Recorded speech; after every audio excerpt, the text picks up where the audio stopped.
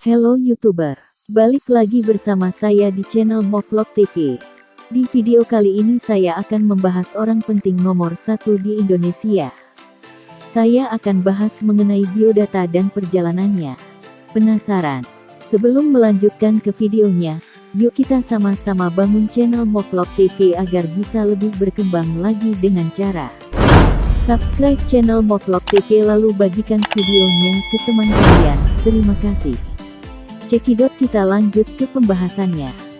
Mungkin kalian sudah kenal dengan sosok orang penting ini, dan mungkin semua orang juga tahu siapa dan seperti apa orangnya. Kali ini Movlog TV akan membahas biodata mengenai Bapak Presiden Indonesia, yaitu Bapak Insinyur Joko Widodo atau biasa disapa Pak Di Jokowi. Nah, itulah orang pentingnya, kalian kenalkan. Kali ini Movlog TV akan membahasnya. Cekidot. Insinyur Haji Joko Widodo atau biasa disapa Jokowi lahir di Surakarta, tanggal 21 Juni tahun 1961 adalah Presiden Indonesia yang mulai menjabat sejak tanggal 20 Oktober tahun 2014. Terpilih dalam pemilu Presiden 2014, Jokowi menjadi Presiden Indonesia pertama sepanjang sejarah yang bukan berasal dari latar belakang elite politik atau militer Indonesia. Ia terpilih bersama Wakil Presiden Muhammad Yusuf Kalla dan kembali terpilih bersama Wakil Presiden Ma'ruf Amin dalam pemilu Presiden 2019. Jokowi pernah menjabat Gubernur DKI Jakarta sejak tanggal 15 Oktober tahun 2012. Hingga tanggal 16 Oktober tahun 2014 didampingi Basuki Cahayapurnama sebagai Wakil Gubernur. Sebelumnya, ia adalah Wali Kota Surakarta, Solo, sejak tanggal 28 Juli tahun 2005 hingga tanggal 1 Oktober tahun 2012 didampingi Hadi Rudiatmo sebagai Wakil Wali Kota. 2 tahun menjalani periode keduanya menjadi Wali Kota Solo, Jokowi ditunjuk oleh partainya, Partai Demokrasi Indonesia Perjuangan (PDIP), untuk bertarung dalam pemilihan Gubernur DKI Jakarta berpasangan dengan Basuki Cahayapurnama (Ahok). Joko Widodo berasal dari keluarga sederhana, bahkan rumahnya pernah digusur sebanyak 3 kali ketika dia masih kecil. Tetapi ia mampu menyelesaikan pendidikannya di Fakultas Kehutanan Universitas Gadjah Mada. Setelah lulus, dia menekuni profesinya sebagai pengusaha mebel. Karir politiknya dimulai dengan menjadi wali kota Surakarta pada tahun 2005. Namanya mulai dikenal setelah dianggap berhasil mengubah wajah kota Surakarta menjadi kota pariwisata, kota budaya, dan kota batik. Pada tanggal 20 September tahun 2012, Jokowi berhasil memenangi Pilkada Jakarta 2012. Kemenangannya dianggap mencerminkan dukungan populer untuk seorang pemimpin yang muda dan bersih, meskipun umurnya sudah lebih dari 50 tahun. Semenjak terpilih sebagai gubernur, popularitasnya terus melambung dan menjadi sorotan media. Akibatnya, muncul wacana untuk menjadikannya calon presiden untuk pemilihan umum Presiden Indonesia 2014. Ditambah lagi, hasil survei menunjukkan, nama Jokowi terus unggul. Pada awalnya, Ketua Umum PDIP, Megawati Soekarnoputri menyatakan bahwa ia tidak akan mengumumkan calon presiden dari PDI Perjuangan sampai setelah pemilihan umum legislatif tanggal 9 April tahun 2014. Namun, pada tanggal 14 Maret tahun 2014, Jokowi menerima mandat dari Megawati untuk maju sebagai calon presiden, 3 minggu sebelum pemilihan umum legislatif dan 2 hari sebelum kampanye. Joko Widodo lahir dari pasangan Wijiatno Notomiharjo dan Sujiatmi. Ia merupakan anak sulung dan putra satu-satunya dari 4 bersaudara. Ia memiliki 3 orang adik perempuan bernama Iit Sriantini, Idayati, dan Titik Relawati. Ia sebenarnya memiliki seorang adik laki-laki bernama Joko Lukito, tetapi meninggal saat persalinan. Sebelum berganti nama, Joko Widodo memiliki nama kecil Mulyono, ayahnya berasal dari Karanganyar, sementara kakek dan neneknya berasal dari sebuah desa di Boyolali. Pendidikannya diawali dengan masuk SD Negeri 112 Tirtoyoso yang dikenal sebagai sekolah untuk kalangan menengah ke bawah. Dengan kesulitan hidup yang dialami, ia terpaksa berdagang, mengojek payung, dan jadi kuli panggul untuk mencari sendiri keperluan sekolah dan uang jajan sehari-hari. Saat anak-anak lain ke sekolah dengan sepeda, ia memilih untuk tetap berjalan kaki. Mewarisi keahlian bertukang kayu dari ayahnya, ia mulai bekerja sebagai penggergaji di umur 12 tahun. Jokowi kecil telah mengalami penggusuran rumah sebanyak 3 kali. Penggusuran yang dialaminya sebanyak 3 kali pada masa kecil mempengaruhi cara berpikirnya dan kepemimpinannya kelak setelah menjadi wali kota Surakarta saat harus menertibkan permukiman warga. Setelah lulus SD, ia kemudian melanjutkan pendidikan di SMP Negeri 1 Surakarta. Ketika ia lulus SMP, ia sempat ingin masuk ke SMA Negeri 1 Surakarta, namun gagal sehingga pada akhirnya ia masuk ke SMA Negeri 6 Surakarta. Jokowi menikah dengan Iriana di Surakarta pada tanggal 24 Desember tahun 1986, dan memiliki 3 orang anak, yaitu Gibran Rakabuming Raka 1987, Kahiyang Ayu 1991, dan Kaesang Pangarep 1994. Dengan kemampuan akademis yang dimiliki, ia diterima di jurusan Kehutanan, Fakultas Kehutanan Universitas Gadjah Mada. Kesempatan ini dimanfaatkannya untuk belajar struktur kayu, pemanfaatan, dan teknologinya. Ia berhasil menyelesaikan pendidikannya dengan judul skripsi, studi tentang pola konsumsi kayu lapis pada pemakaian akhir di Kodia Surakarta. Selain kuliah, ia juga tercatat aktif sebagai anggota Mapala Silvagama. Setelah lulus pada 1985, ia bekerja di BUMN PT Kertas Kraft Aceh, dan ditempatkan di area hutan pinus Merkusi di dataran tinggi Gayo, Aceh Tengah. Namun ia merasa tidak betah dan pulang menyusul istrinya yang sedang hamil 7 bulan.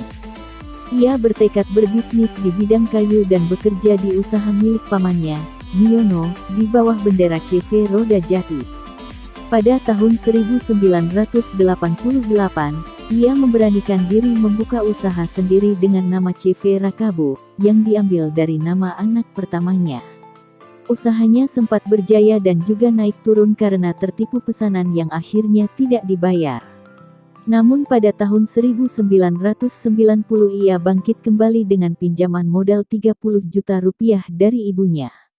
Usaha ini membawanya bertemu Mikel Romagnan, yang akhirnya memberinya panggilan yang populer hingga kini, Jokowi. Dengan kejujuran dan kerja kerasnya, ia mendapat kepercayaan dan bisa berkeliling Eropa yang membuka matanya. Pengaturan kota yang baik di Eropa menjadi inspirasinya untuk diterapkan di Solo dan menginspirasinya untuk memasuki dunia politik. Ia ingin menerapkan kepemimpinan manusiawi dan mewujudkan kota yang bersahabat untuk penghuninya, yaitu daerah Surakarta. Pada Pilkada Kota Solo pada tahun 2005, Jokowi diusung oleh Partai Demokrasi Indonesia Perjuangan (PDP) dan Partai Kebangkitan Bangsa (PKB) untuk maju sebagai calon wali kota Surakarta.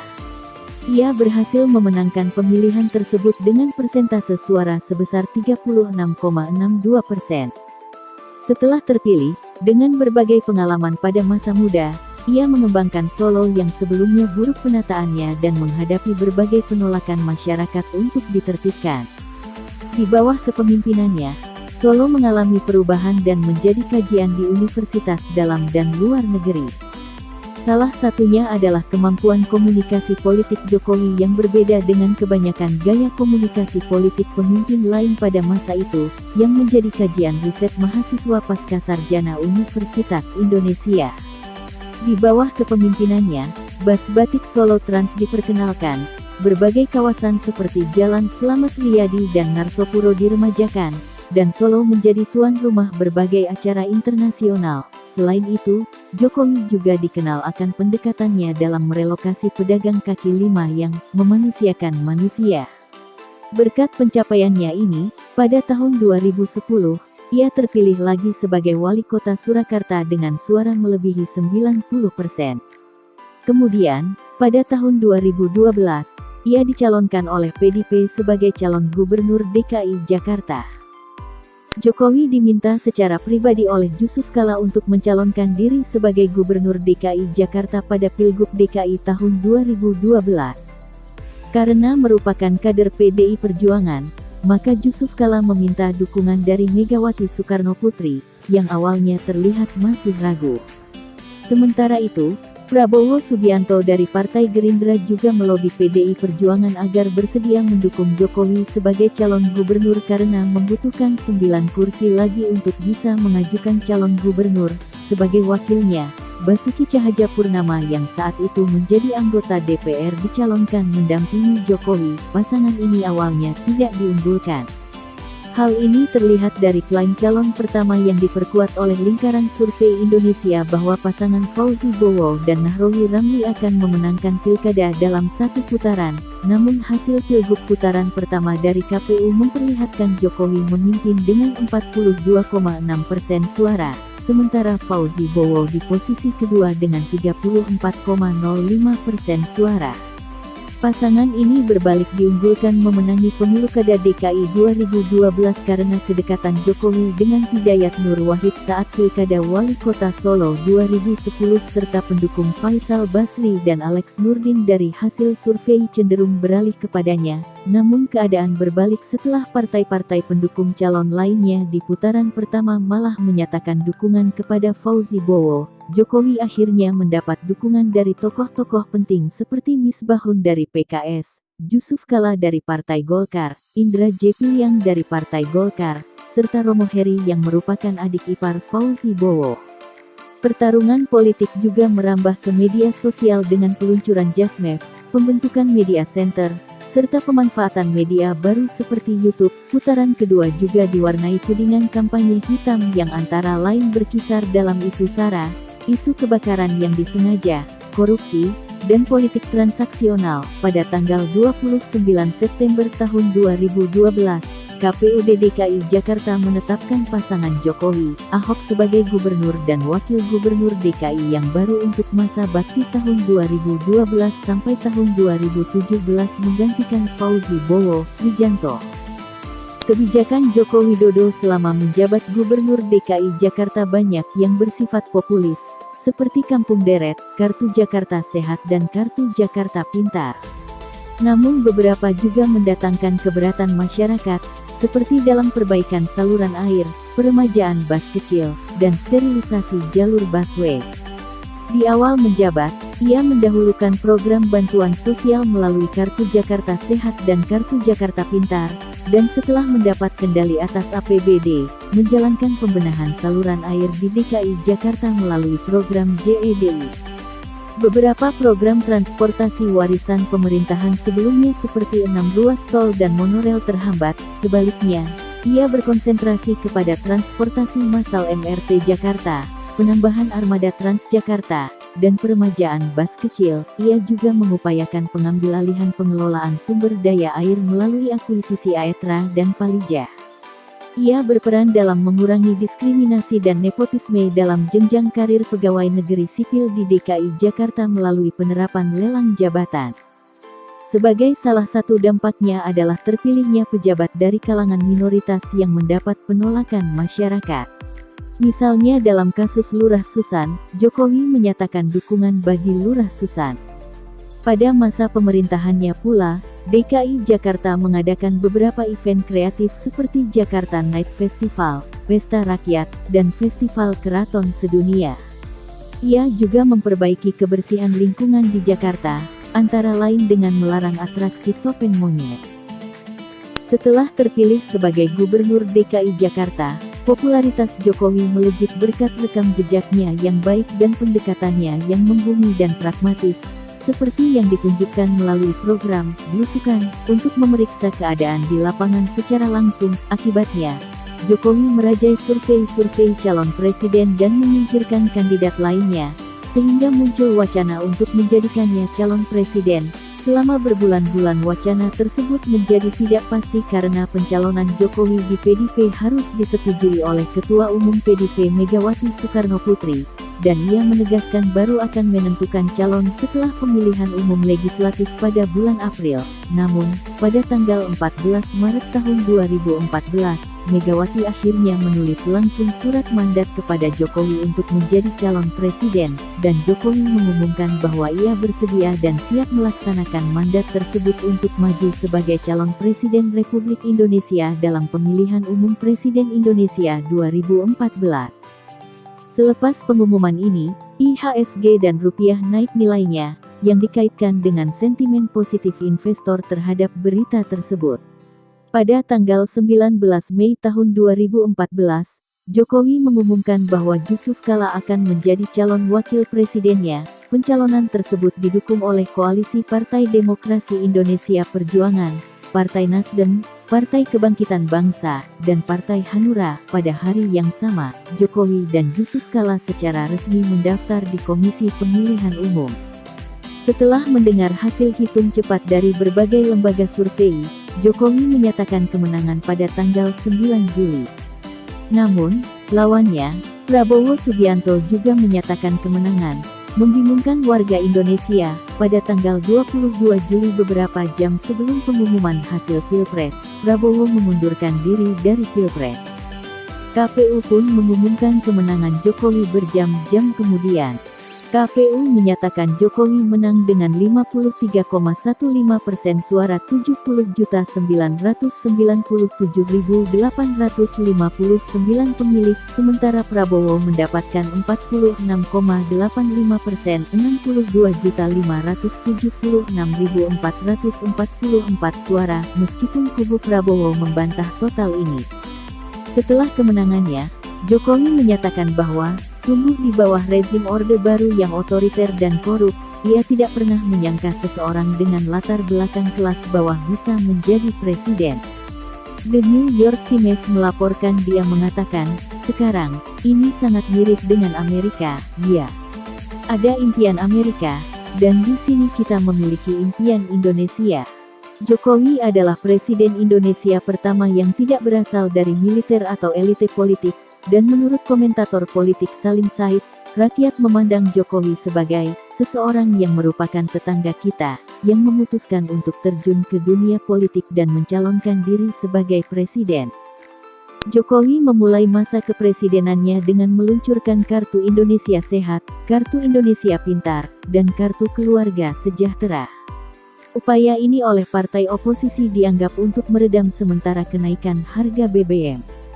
Jokowi dikritik karena meluncurkan program yang tidak memiliki payung hukum dan melanggar tertib anggaran, namun hal ini dibantah oleh Yusuf Kala, dengan argumen bahwa program kartu tersebut sebenarnya kelanjutan dari program yang sudah ada sehingga anggarannya pun mengikuti program tersebut. Mulai tanggal 8 November ia mengikuti beberapa konferensi tingkat tinggi, seperti APEC, Asian Summit, dan G20. Jokowi menuai kontroversi setelah presentasinya di depan pengusaha di APEC. Sebagian mencerca presentasi ini sebagai upaya menjual negara kepada kepentingan asing, sementara di lain pihak pidatonya dipuji karena dianggap tepat pada sasaran, dibanding presiden negara lain yang hanya memberi ceramah yang mengambang. Dari APEC, Jokowi berhasil membawa komitmen investasi senilai Rp300 triliun. Sekembalinya dari luar negeri, ia menunjuk Faisal Basri sebagai ketua tim pemberantasan mafia migas, melantik Basuki Cahayapurnama sebagai gubernur DKI Jakarta, dan mengumumkan kenaikan BBM dari Rp6.500 menjadi Rp8.500. Kebijakan ini sempat diikuti demonstrasi di berbagai daerah di Indonesia. Jokowi ingin mengalihkan dana subsidi tersebut untuk pembangunan infrastruktur dan kesehatan. Di bidang kelautan, Jokowi menginstruksikan perlakuan keras terhadap pencuri ikan ilegal. Selain meminta diadakannya razia, ia juga berharap kapal pelanggar aturan ditenggelamkan. Di bidang pertanian, Jokowi membagikan 1099 unit traktor tangan di Subang dengan harapan menggenjot produksi petani. Ia juga mendorong terjadinya reformasi agraria dengan mendorong petani mendapat sertifikat sehingga dapat menggarap tanah dengan status legal. Ia juga mendorong hak penguasaan adat dan pengolahan hutan untuk kepentingan rakyat dengan konsep perhutanan sosial. Jokowi mendapat sambutan hangat dan pujian ketika menyampaikan pidato di hadapan peserta peringatan ke-60 tahun Konferensi Asia Afrika pada tanggal 22 April tahun 2015. Jokowi menyampaikan perlunya mereformasi PBB dan badan internasional lainnya. Ia dipandang berani mengkritik lembaga prestisius dunia seperti PBB, Dana Moneter Internasional, dan Bank Dunia. Jokowi pun menuai kritik dari peneliti Amerika Serikat karena ia dipandang tidak konsisten dalam mengajak investor asing untuk masuk ke Indonesia. Di bidang infrastruktur, Jokowi telah memulai banyak proyek pembangunan untuk mengejar ketertinggalan Indonesia dalam sektor ini, di antaranya adalah Jalan Tol Trans Sumatera, Tol Solo Kertosono, Pelabuhan Makassar, meresmikan operasional Terminal Teluk Lamong sebagai bagian dari Greater Surabaya Metropolitan Port, dan lain sebagainya.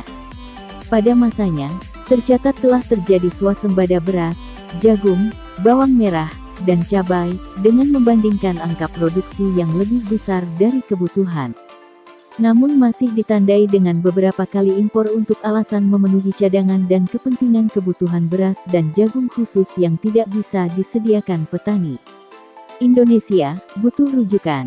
Di depan Joko Widodo dalam pembukaan Forum Kerjasama Ekonomi Negara-Negara Asia Pasifik (APEC) di Da Nang, Vietnam, Donald Trump secara khusus memuji Indonesia sebagai contoh negara yang berhasil mengangkat diri dari keterpurukan melalui institusi domestik dan demokratis. Kebijakan di Papua. Jokowi memberikan perhatian khusus bagi Papua. Terlihat dari frekuensi kunjungan yang terhitung sangat sering dibanding presiden sebelumnya, dan banyaknya pembangunan infrastruktur di Papua. Di antaranya adalah pembangunan pasar tradisional dan jalan lintas Papua. Banyak bandara perintis dibangun atau dibenahi sehingga terlihat lebih baik dan kapasitasnya lebih besar. Ia juga menerbitkan instruksi Presiden Impres Nomor 9 Tahun 2017 tentang percepatan pembangunan kesejahteraan di Provinsi Papua dan Provinsi Papua Barat pada tanggal 11 Desember tahun 2017. Pada kunjungannya ke Papua bulan Mei tahun 2015, Jokowi membebaskan 5 tahanan politik OPM dan membebaskan wartawan asing untuk melakukan peliputan di Papua seperti halnya daerah lain di Indonesia. Jokowi beralasan bahwa Indonesia sudah harus berpikir positif dan saling percaya. Kebijakan Jokowi ini menuai pro dan kontra, terutama di kalangan DPR RI yang menyatakan bahwa kebijakan tersebut dapat membuat isu Papua dipolitisir ke dunia luar, karena masalah Papua yang sangat sensitif. Pada 2018, Jokowi mengumumkan bahwa ia akan mencalonkan diri dalam pemilihan umum presiden 2019.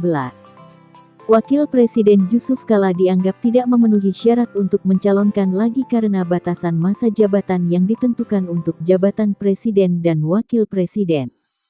Yusuf Kala telah menjalani masa jabatan 5 tahun sebagai wakil presiden pada masa kepresidenan Susilo Bambang Yudhoyono (SBY) dari 2004 hingga 2009. Spekulasi mengenai siapa yang akan dipilih Jokowi sebagai calon wakil presidennya terfokus pada beberapa kandidat termasuk Mahfud MD, seorang mantan Menteri Pertahanan dan Hakim Agung Mahkamah Konstitusi. Pada tanggal 9 Agustus tahun 2018, secara mengejutkan, Jokowi mengumumkan bahwa Ma'ruf Amin akan menjadi pasangannya. Mahfud telah dilaporkan sedang mempersiapkan diri untuk menjadi calon wakil presiden, namun, setelah dorongan oleh beberapa partai dari koalisi pemerintah Jokowi dan tokoh-tokoh Islam yang berpengaruh, Ma'ruf dipilih sebagai gantinya. Jokowi memilih Ma'ruf karena pengalamannya yang luas dalam urusan pemerintahan dan agama. Pada Januari tahun 2019, diberitakan bahwa Jokowi sedang mempertimbangkan pembebasan Abu Bakar Ba'asyir karena usia tua dan kesehatan yang menurun. Langkah ini dipandang kontroversial sebagai bagian dari semakin banyaknya tindakan yang diambil oleh Jokowi untuk menenangkan hati orang Muslim konservatif menjelang pemilihan. Rencana itu dibatalkan pada tanggal 23 Januari karena Ba'asyir menolak untuk berjanji setia pada ideologi negara Pancasila yang merupakan salah satu syarat pembebasannya. Jokowi telah menolak untuk memberikan pandangan pada penahanan sekitar 1 juta Muslim Uighur oleh pemerintah Tiongkok di kamp-kamp pendidikan ulang di Provinsi Xinjiang dengan menyatakan, "Saya tidak tahu tentang Xinjiang," dan tidak memberikan komentar. Setelah 4 tahun menjabat, tingkat kepuasan publik terhadap Jokowi tetap tinggi, berkisar antara 60–70%. Hasil hitung cepat menunjukkan bahwa Jokowi diperkirakan memenangkan Pilpres dengan suara 54%. Akan tetapi, Prabowo mengklaim bahwa perhitungan oleh tim kampanyenya sendiri menunjukkan bahwa dia meraih suara 62%. Jokowi memeluk agama Islam dan bercerita bahwa ia pertama kali naik haji pada tahun 2003, dan sesudahnya umrah minimal 4 kali, namun, menjelang pemilihan umum Presiden 2014, muncul berbagai tudingan yang mempertanyakan keislaman Jokowi, sehingga pada tanggal 24 Mei tahun 2014 Jokowi menyatakan bahwa ia adalah bagian dari Islam yang rahmatan lil alamin, Islam yang hidup berketurunan dan berkarya di negara RI yang memegang teguh UUD 45. Ia juga menyatakan bahwa ia bukan bagian dari kelompok Islam yang sesuka hatinya mengkafirkan saudaranya sendiri, menindas agama lain, arogan dan menghunus pedang di tangan dan di mulut, suka menjejerkan fustun-fustunnya, menutupi perampokan hartanya, menutupi pedang berlumuran darah dengan gamis dan serban, atau membawa ayat-ayat Tuhan untuk menipu rakyat. Sebagai Presiden Indonesia terpilih, Jokowi menegaskan sikap politiknya untuk memimpin Indonesia dengan kekayaan manusia, budaya, dan pluralitasnya supaya tidak kehilangan arah dalam mengejawantahkan isi UUD 1945 dan makna Pancasila. Sikap ini menurutnya juga dipandang perlu diimplementasikan oleh setiap pemimpin pada semua level pemerintahan baik kota hingga skala nasional. Jokowi memilih memaknai lewat ajaran Trisakti Bung Karno yakni berdaulat di bidang politik, berdikari di bidang ekonomi, dan berkepribadian nasional di bidang kebudayaan. Jokowi berkata, "Saya sebagai seorang presiden juga harus punya ideologi jelas, apa itu? Berdaulat, berdikari dan berkepribadian. Ideologi kita sama, Pancasila, tetapi cara penerapannya berbeda. Ada yang lewat gerakan perubahan restorasi Indonesia, ada yang lewat cara-cara lain." Seorang pemimpin baik di kota, kabupaten, gubernur provinsi, tingkat nasional, memimpin itu harus punya ideologi. Harus ada ideologinya. Tanpa itu kita tak punya arah. Atas prestasinya, oleh majalah Tempo, Joko Widodo terpilih menjadi salah satu dari 10 tokoh 2008. Kebetulan di majalah yang sama pula, Basuki Cahayapurnama, atau akrab dengan panggilan Ahok pernah terpilih juga dalam 10 tokoh 2006 atas jasanya memperbaiki layanan kesehatan dan pendidikan di Belitung Timur. Ahok kemudian menjadi pendampingnya di Pilgub DKI tahun 2012. Ia juga mendapat penghargaan internasional dari Kemitraan Pemerintahan Lokal Demokratis Asia Tenggara, Delgosea ini atas keberhasilan Solo melakukan relokasi yang manusiawi dan pemberdayaan pedagang kaki lima. Pada tanggal 12 Agustus tahun 2011, ia juga mendapat penghargaan Bintang Jasa Utama untuk prestasinya sebagai kepala daerah mengabdikan diri kepada rakyat.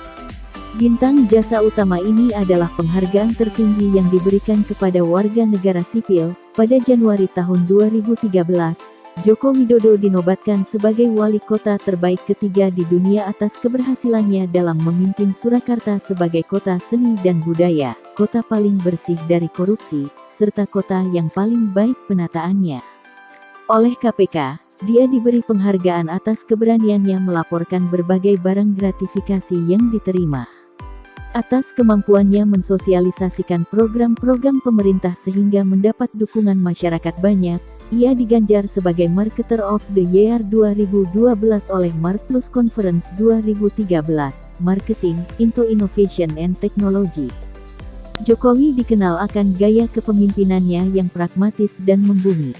Ia seringkali melakukan belusukan atau turun langsung ke lapangan untuk melihat langsung permasalahan yang ada dan mencari solusi yang tepat.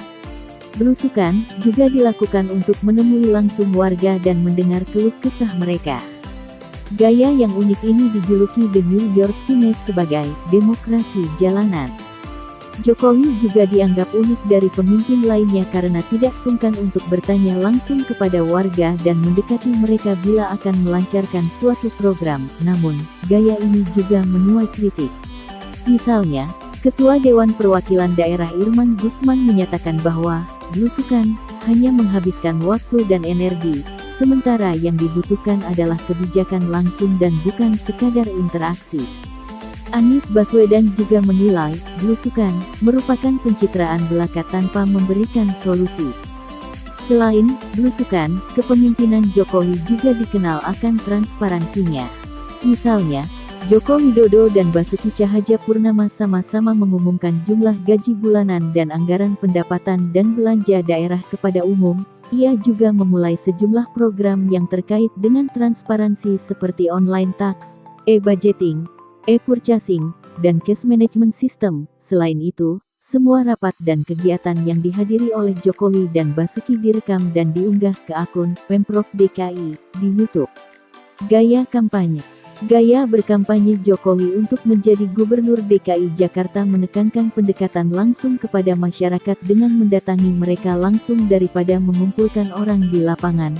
Jokowi mengklaim bahwa ia menghindari pemasangan spanduk, poster, stiker, dan baliho di taman kota atau jalan karena menurutnya dapat mengotori kota, sehingga ia secara langsung mencopot spanduk di depan bioskop Megaria, Jalan Diponegoro. Selama kampanye Pilkada Jakarta, Jokowi juga dikenal akan baju kotak-kotaknya, yang menurutnya dibeli 1 jam sebelum berangkat ke Komisi Pemilihan Umum Daerah dan dikatakan mewakili warna-warni Jakarta yang harus diakomodasi. Salah satu kekuatan Jokowi dalam berkampanye adalah penggunaan media sosial. Selama kampanye Pilkada Jakarta, ia meluncurkan Jasmev atau Jokowi Ahok Social Media Volunteer, yang merupakan jaringan antar kelompok sukarelawan tanpa bayaran. Selain itu, Jokowi juga membentuk media center dan mampu memanfaatkan YouTube sebagai wadah kampanye baru. Pihak Fauzi Bowo sendiri mengakui keunggulan Jokowi di kanal ini. Berdasarkan hasil audit Komisi Pemilihan Umum DKI Jakarta pada Agustus tahun 2012, pemasukan dana kampanye pasangan Jokowi Basuki tercatat sebesar 16,31 miliar rupiah, sementara pengeluarannya mencapai 16,09 miliar rupiah. Sebagian besar dana dialokasikan untuk spanduk, alat peraga, dan bahan kampanye, dengan biaya penyebaran bahan kampanye sebesar 4,2 miliar rupiah. Alat peraga sebesar 2,6 miliar rupiah, dan rapat umum sebesar 2,1 miliar rupiah. Biaya iklan cetak sendiri tercatat sebesar 729 juta rupiah, sementara biaya iklan radio mencapai 516 juta rupiah. Jokowi mengklaim bahwa sebagian besar dana digunakan untuk kampanye murah, dengan sasaran rakyat kecil. Sebagai perbandingan, pengeluaran kampanye Fauzi Bowo tercatat sebesar 62,57 miliar rupiah, sementara pemasukan dana kampanyenya mencapai 62,63 miliar rupiah. Citra politik. Berkat kampanyenya selama pemilihan umum Gubernur DKI Jakarta 2012 yang menjanjikan Jakarta Baru, ia melejit menjadi tokoh nasional yang dikenal bersih, merakyat, dan mampu menyelesaikan masalah. Namun, menjelang pemilihan umum Presiden Indonesia 2014, dugaan keterlibatan Joko Widodo dalam kasus Transjakarta dikatakan mengganjal elektabilitas Joko Widodo. Selain itu, akibat gencarnya kampanye hitam, menurut Saiful Mujani Research and Consulting, tren kesukaan masyarakat terhadap Jokowi menurun hingga 8% sampai April tahun 2014. Mantan tim sukses Jokowi diduga terlibat dalam kasus busway berkarat, bahkan keluarga Jokowi dituduh menerima aliran dana busway berkarat. Namun, Jokowi membantah hal tersebut, dan Jaksa Agung Basrif Arif menegaskan bahwa kasus ini belum atau boleh dikatakan tidak menyangkut kepada Jokowi. Jokowi juga dikritik karena tidak mematuhi janjinya untuk menyelesaikan masa jabatannya sebagai Gubernur Jakarta, walaupun Jokowi sendiri menyatakan bahwa bila ia menjadi presiden, akan lebih mudah mengurus Jakarta karena memiliki wewenang terhadap proyek pemerintah pusat di ibu kota. ada anggapan bahwa Jokowi termasuk gagal mengatasi banjir dan macet. Anggapan bahwa Jokowi gagal dalam mengatasi banjir dan macet di Jakarta membuat popularitasnya menurun. Data dari BPS juga menunjukkan angka kemiskinan di Solo naik saat Jokowi menjadi wali kota Solo. Melesatnya popularitas Jokowi juga dikritik sebagai pengaruh media yang kerap menonjolkan kebaikan Jokowi sementara kelemahannya ditutupi. Selain itu, Jokowi didapati menaiki pesawat jet pribadi untuk berkampanye dari Banjarmasin ke Kota Malang, yang dianggap bertentangan dengan gaya hidup sederhana. Sementara itu, Guru Besar Ekonomi Universitas Indonesia Taufik Bahaudin mengkhawatirkan kontroversi yang terjadi pada pemerintahan Megawati seperti skandal BLBI, penjualan BUMN, penjualan kapal tanker VLCC Pertamina dan penjualan gas murah ke Tiongkok akan terulang pada pemerintahan Jokowi. Dia kembali menuai kontroversi setelah menunjuk HM Prasetyo sebagai Jaksa Agung. HM Prasetyo dinilai tidak punya pengalaman cukup baik di kejaksaan dan dianggap sebagai titipan partai politik. Dia juga dinilai tidak konsisten karena mengangkat Airlangga Hartarto, Ketua Umum Partai Golkar sebagai Menteri Perindustrian, setelah awalnya meminta menteri tidak rangkap jabatan sebagai pengurus partai politik. Sebelumnya Puan Maharani juga menjabat Ketua DPP PDIP beberapa waktu saat menjabat sebagai Menteri Koordinator Pengembangan Manusia dan Kebudayaan. Kemunculan nama Jokowi pada soal ujian nasional dan kedatangan Jokowi di kampus ITB juga menuai kontroversi karena dinilai sebagai tindakan politisasi. Pada masa kepresidenannya, Jokowi juga menuai kecaman setelah salah menyebutkan kota tempat kelahiran Presiden RI pertama Ir. Soekarno dalam pidatonya di alun-alun kota Blitar pada tanggal 1 Juni tahun 2015. Jokowi menyebutkan Soekarno lahir di Blitar, namun secara sejarah Soekarno dilahirkan di Jalan Pandean, Peneleh, Surabaya. Beragam kritik pun dialamatkan kepada bawahannya seperti Setnek dan tim komunikasi Presiden akibat memberikan bahan yang salah kepada Presiden. Jokowi kembali menuai kontroversi dan protes luas dari berbagai elemen masyarakat ketika mengajukan calon tunggal Kapolri Komisaris Jenderal Polisi Budi Gunawan ke DPR pada pertengahan Januari tahun 2015. Budi dianggap sebagai calon Kapolri yang tidak bersih oleh publik serta pernah menjadi ajudan mantan Presiden Megawati Soekarno Putri yang dianggap sebagai politik balas jasa. Sehari sebelum disahkan sebagai calon Kapolri oleh DPR, Budi Gunawan ditetapkan sebagai tersangka oleh KPK atas kasus dugaan rekening gendut. Presiden Jokowi lalu memutuskan untuk menunda pelantikannya sebagai Kapolri hingga proses hukum yang membelit Budi Gunawan selesai serta menunjuk Wakapolri Komjen Pol Badrodin Haiti untuk melaksanakan tugas sehari-hari Kapolri. Pada akhirnya Badrodin Haiti resmi dilantik menjadi Kapolri oleh Presiden Jokowi pada tanggal 17 April tahun 2015, lalu digantikan Tito Karnavian, sementara Budi Gunawan menempati posisi Kepala BIN. Presiden Jokowi juga kembali menuai kecaman keras setelah menandatangani peraturan presiden tentang kenaikan uang muka mobil pejabat. Jokowi pun mengaku tidak tahu perpres yang ditandatanganinya dan akhirnya mencabut peraturan tersebut. Namun terlanjur menghasilkan tertawaan, "I don't read what I sign." Pemberitaan palsu. Karena merupakan pemimpin yang muncul di masa maraknya penggunaan media sosial, Joko Widodo adalah salah satu tokoh yang sering diserang dengan pemberitaan palsu, di antaranya adalah memiliki orang tua Tionghoa, non-muslim, keluarga keturunan PKI, menantu hamil di luar nikah, dan lainnya. Nah, itulah biodata perjalanan Bapak kita Presiden Indonesia yang ke-7 yaitu Bapak Insinyur Joko Widodo. Sebenarnya masih panjang mengenai Pak Jokowi ini, tapi saya cuma merangkum sampai di sini saja. Karena kalau saya rangkum semua, kemungkinan kalian akan bosan mendengar suara saya. Nah, itulah yang saya bisa ceritakan di video ini.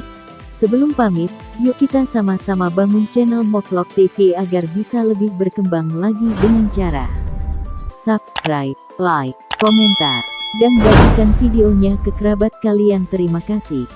Sampai jumpa dan sampai ketemu lagi di next video. See you next time, bye-bye.